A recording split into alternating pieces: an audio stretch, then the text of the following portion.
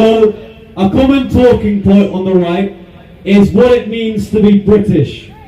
Is it values? Is it ethnicity? But I can negate a few propositions for you. Being British doesn't mean coming here on a dinghy. Being British doesn't mean exploiting the most vulnerable in society. Being British doesn't mean exploiting our benefit system. Being British means to respect your neighbour and respect the values on which our inheritance fought for. And unfortunately,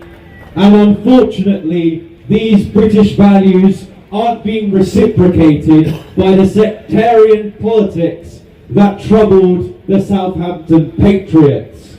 I have seen this being reverberated across the United Kingdom, and I'm incredibly humbled to say this. There has been an evolution in patriotic marches outside of migrant hotels. What started as originally a couple of geezers assembled outside a hotel has now been evolved into an entire stage, funds being raised, an organisation being set, and marches taking place across the United Kingdom.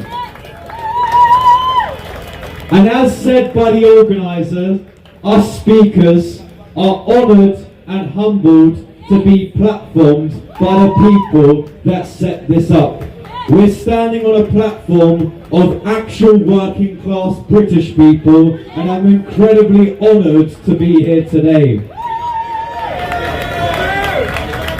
If we live in a democracy, if we live in a system by which you're represented by politicians that have your legitimate concerns, why then do we have a broken system of migration in which a bone-idle government oversees the mass importation of a foreign religion, a foreign culture, a peoples that don't speak a common language, in which we are told these people are equally British than us?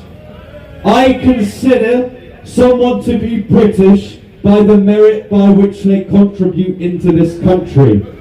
The people that work here today, which see a demographic replacement, are the British people which right now are suffering by a broken system of migration.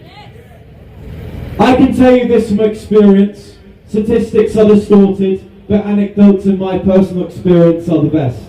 I was able to debate on a debate stand I had at Speaker's Corner an illegal migrant from Ethiopia who told me that his smuggler friends told him it's an expectation that illegal people who claim they're refugees can work here and get money.